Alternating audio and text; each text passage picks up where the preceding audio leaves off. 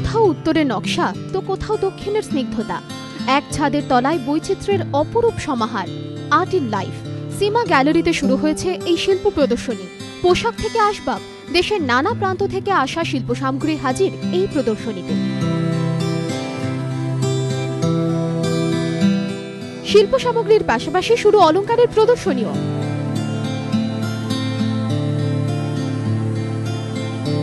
শিল্পের হাতের জাদুতে তৈরি সোনালী মায়া নারীর বড় কাছের।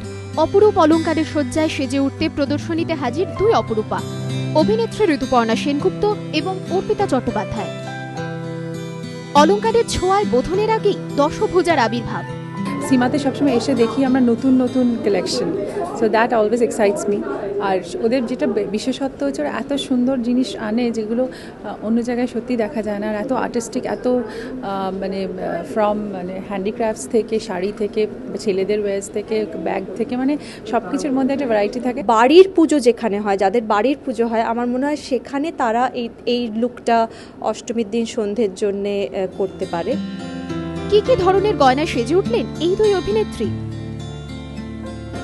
এখানে যা গয়না আমরা দেখিয়েছি সেটা বেসিক্যালি আপনার ট্রাইবাল জুয়েলারি থেকে শুরু করে একেবারে আগেকার দিনে যে বনেদি জমিদার বাড়ির যে বাঙালি বৌঠান যিনারা যা গয়না পরতেন সেটাকে মাথায় রেখে এবারে আমরা সীমাতেই স্পেশাল গয়নার শোয়ের আয়োজনটা করেছি।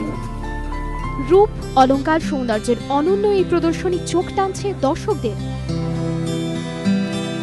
মনোজিৎ সরকারের রিপোর্ট, এবিপি আনন্দ, কলকাতা।